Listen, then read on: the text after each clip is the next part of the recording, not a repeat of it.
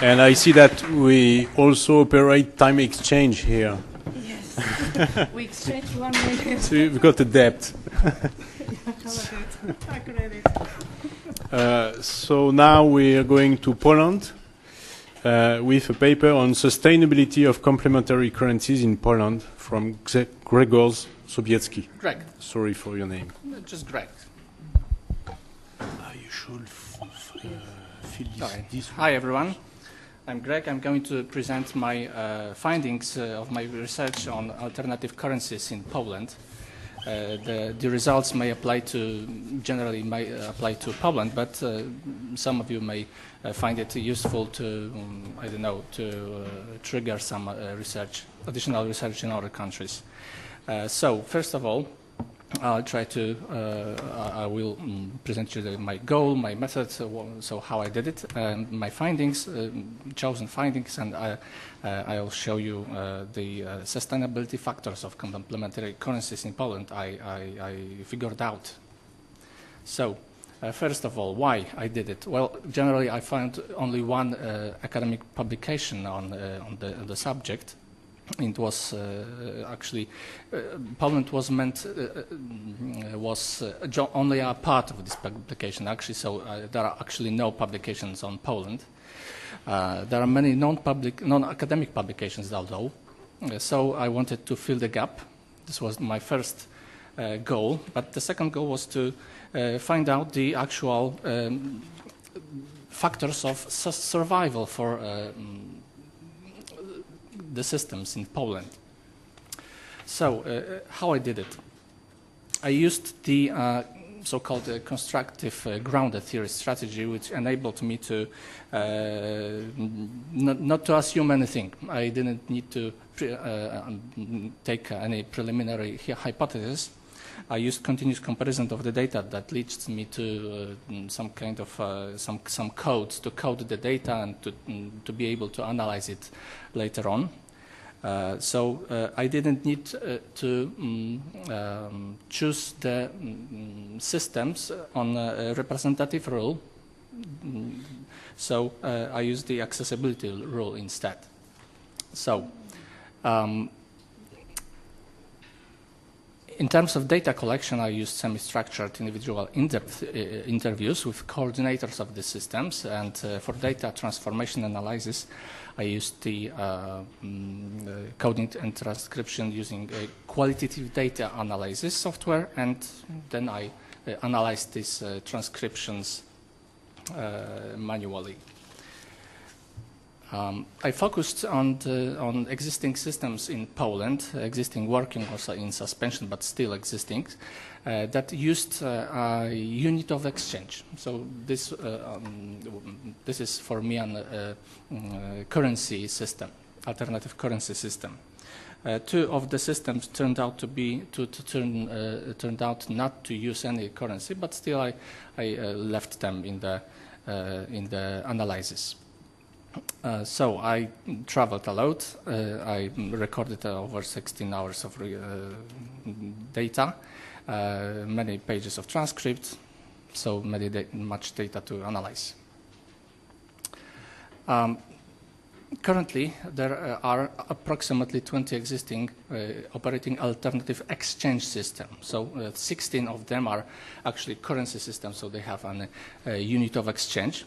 I concentrated on 13 systems, and I had 15 interviews.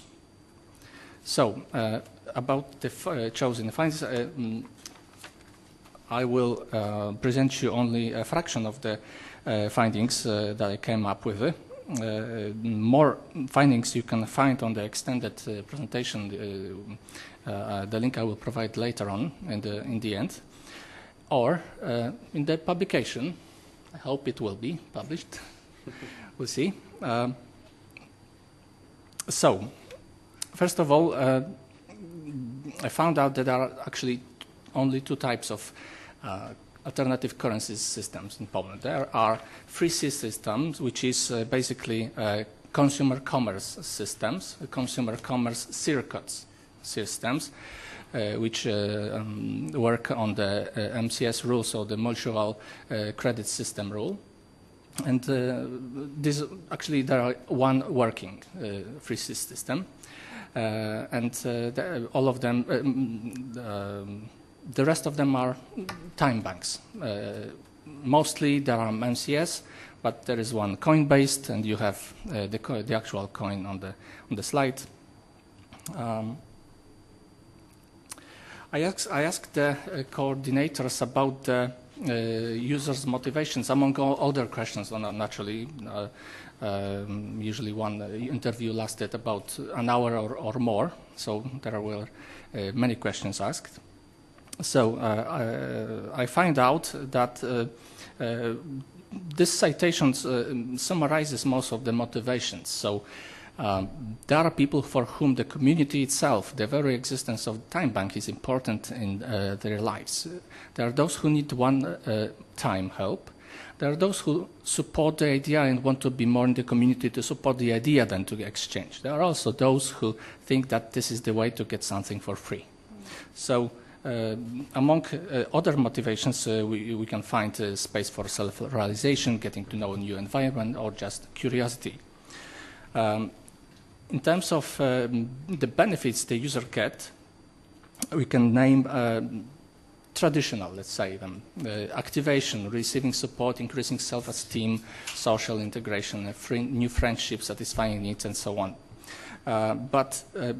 So basically social needs. But we can also find an economic one, so access to services or goods not offered on the market. For example, there was a guy who, for example, a bike trip to places in the neighborhood not known even for the elderly. So this was not offered on the market, but it was a real benefit from the users. And there's another benefit for the users. The systems are actually able to change lives. There was a lady who came to one of the systems because she had to perform some kind of community service as a punishment. She had been unemployed for 25 years. She came on certain days and started to tinkle, right? Another guy came, and together they were doing, and more people were interested, and they built and exchanged. And suddenly she was such a racist, voted for the Nazis, thanks to this project has changed completely. This is a citation, okay? So, of the coordinator. So she changed her life. So this is the fact. I also asked about the sources of information they used, building and organizing the cooperative. I tried to find the grounds on which the coordinators based the system. So it turns out that all of them, all of them are based on only casual information. So the information about the systems from the coordinators of other systems, leaflets, articles, or radio broadcasts about other systems. So there was no article, no scientific sources, no guides helping to organize the systems. Mostly they tried to organize by themselves based on general information about other systems. So gathering information about the development of complementary currencies brings me to some kind of complementary currency developing pattern. So first of all, there is the idea reaches the initiator. So secondly, there's a period of conceptualization which can last a couple of months. Then the initiators start with great enthusiasm and little knowledge, which leads to many actions, many promotions. Then the number of users, relations, and exchanges grow, and the success information about the system spreads. But the system coordinators are burdened with heavy workload, and which makes the motivation drops, the enthusiasm finally ends, the coordinations are burned out. Then usually it coincides with ending external financing. So without finance, without motivation, there are no actions, the number of exchanges drop. Then the official's activity is suspended. Then, however, sometimes some of the exchanges can last beyond the system within newly created personal circuits. Circles, actually, not circuits. And the last point is that the success information from the fourth point reaches initiator in another location, and the process begins from the beginning, but in another location. So it reminds some kind of a budding scheme or a bubbling scheme, I can call it. So there's one bubble growing, inflating, and it pops out, and the information spreads all over, all around the place, and then new bubbles are inflated, and then they pop out, and the information spreads further.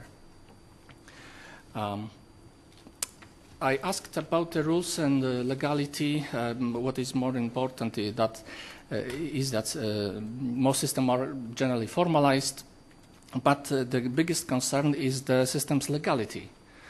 It brings many emotions, uncertainty, and sometimes even fear. And two coordinators used this word. They were afraid.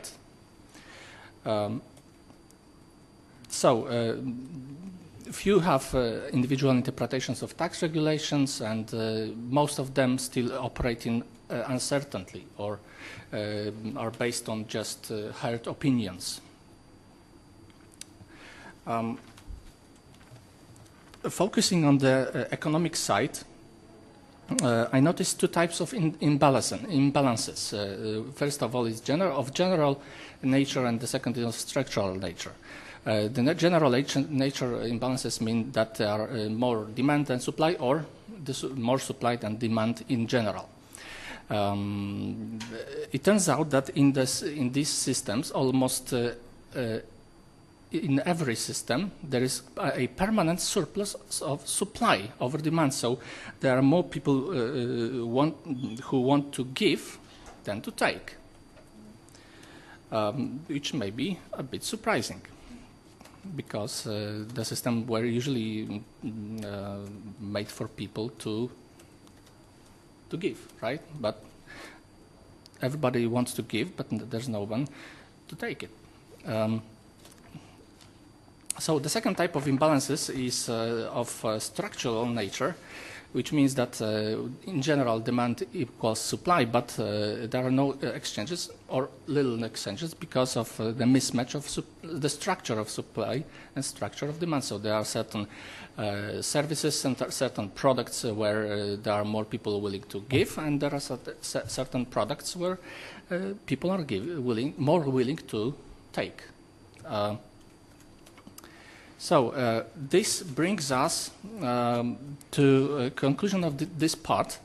I came up with two paradoxes of complementary currencies. First is that building relationships through a trusted animator or IT system transforms over time into direct relationships. But direct relationships cause the members to skip the system. So pro-social character of the system can be an obstacle to sustainability of community currency. Second, maintaining social relationships based on trust and integrating community applies to relatively small communities. But market liquidity, which is essential to sustain the system, requires a relatively large community of ready-to-buy and serve people who of different needs and skills. So there is need to choice between certain level of trust and liquidity. So we come to the last part. So the actual sustainability factors. Thank you. First of all, how I understand the sustainability. Well, I think that I assume that a sustainable system is when the system is able to get as many members as the system is able to handle, and is able to keep the number, so it is able to actually solve internal problems of imbalances. And a third point, the system gets as many exchanges as people really need.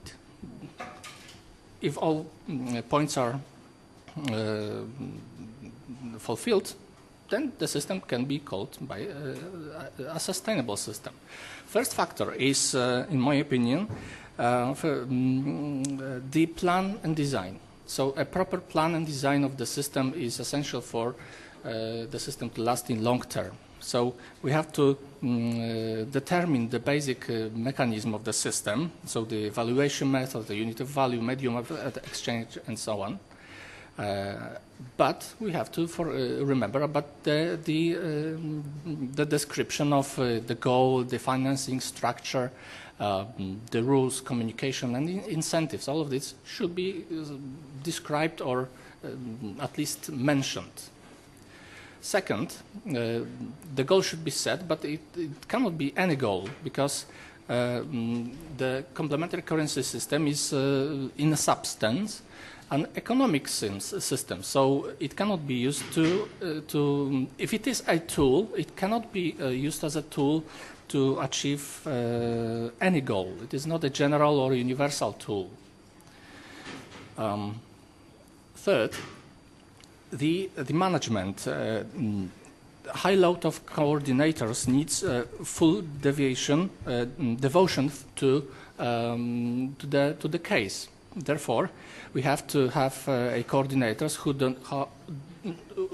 are not worried about their being. So either they have a stable external income, free time and motivation, which is possible for individual entrepreneurs or people who have a work, a job, and no family, or they have to be provided by the system. So they have to have substantial tangible benefits from the system itself. So either they get fees from the system, or they get or they are employed by the institution administering the system. Either way, in my opinion, it is very important that we separate the operational activities from long-term supporting activities, so that the coordinators are able to concentrate on the actual system administering.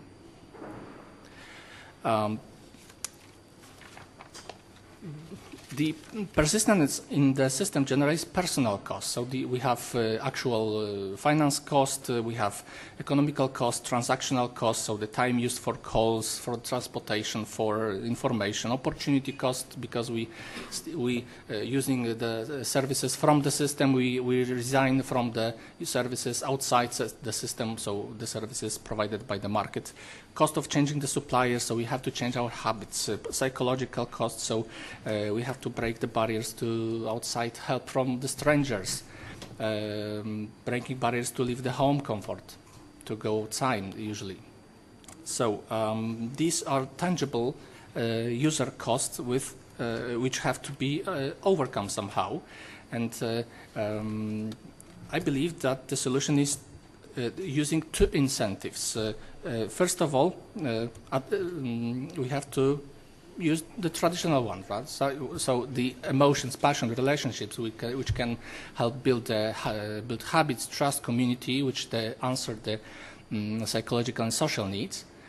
But these incentives are subject to change. So if we want the system to survive in long term, we should think about another type of incentive. I believe personal everyday benefit is the answer for this.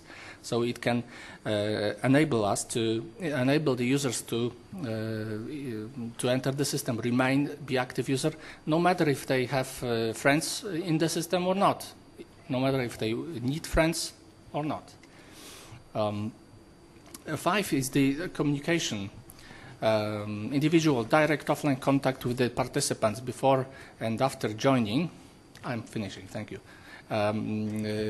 Before and after joining is crucial, and we have to remember about the internal communication, which should concentrate on the operational market making, but which is also forgetted,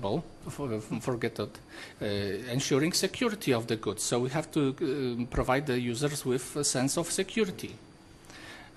Security and legality, clear and simple rules, accurate information. This is the 6th factor, and the last factor is determining some kind of solutions to the balancing problems. So I mentioned 2 types of imbalances, market general and structural imbalances, but I believe there are also market saturation imbalances that can arise in complementary currency systems, and money supply imbalances, which is basically lasting or growing high debit and credit accounts. I don't have any ready-to-apply solutions that would stem from the study, but you can see the options we have. Thank you. Thank you. Thank you for your presentation. Are there questions? Yes. Yeah. Yeah. Right away. Yes, thank you very much for the presentation. That was very interesting. Just with regard to sustainability of system, did you take into account that some of systems exist already for some time? I think Let's Krakow is something I heard about, well, 15 years ago. And I think there was also a study by Andrzej Cwawa, if I pronounced that correctly, in 2008. So that would have been also some indication of how things developed over time. Maybe you had this in your paper. I think it would be interesting in this context. And the second point as a comment I have, I think generally it is important in these empirical studies to look also at the failed systems. I know how difficult that is, but yeah, just to use a comparison, imagine a flight engineer who analyzes aircraft. Normally they look at failed aircrafts, and that's how we can learn things, many things from, and not how the actual aircrafts fly. You understand the message? It's, I think it's very important to learn something from failed systems. Failed systems, yes. Yes, yeah. Other questions? Or maybe a comparison with French cell, the French equivalent of Let's. In the 90s, there was this sort of a motto, cell meant not local exchange trading system in French, but system for local education. And local education was education to reciprocity, mutual exchange, and so on. And in this case, this meant that it's quite Orwellian, failure is success. Because in this case, the failure of a system may mean that people can exchange without any unit of account, and then the system managed to change the lives of everyone. It disappeared, but this was with success. And that's interesting because you mentioned one paradox. I mentioned it. Exactly I mentioned that in the article. Yeah. Another question?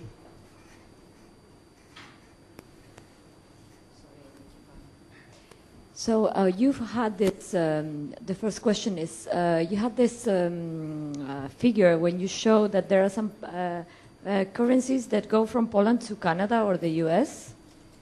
Does that mean that, the arrows indicating information flow. Because you said in your list, you said at the end, sometimes it moves. Like this system dies, but it moves to another place? The information, the idea moves to another place. Okay.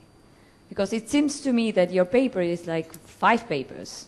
I mean, you have many, many things. You have behavioral problems. You have a life cycle ideas. You have comparison between different systems in terms of trustworthiness. You have many, many things inside your data. Like many things could be studied separately and would be a contribution, because you have even the life cycle of these currencies. You could compare it with others in history, and that's very interesting.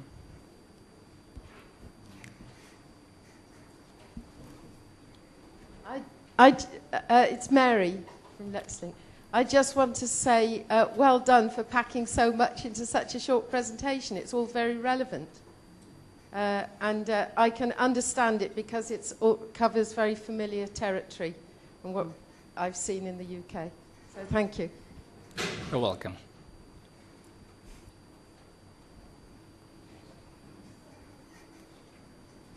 Please. Unless there are other questions. I haven't had any question. So maybe about the failed. To be honest, I based on the accessibility rule, choosing the system I will study. So it was difficult to find any information about or the contact to people who actually were coordinators in the systems that failed. I thought about it. That's naturally. It's obvious for me that we should analyze the failed systems and learn from their experience. But it was much more difficult, and this was a pilot study. It was actually a pilot study, and I wrote it everywhere. So I'm happy with it, as it is today. So the failed systems is the next step, maybe. Yeah. Just can we say that failure is success? Yeah, sometimes. Sometimes, yeah. Okay, thank you. Thank you.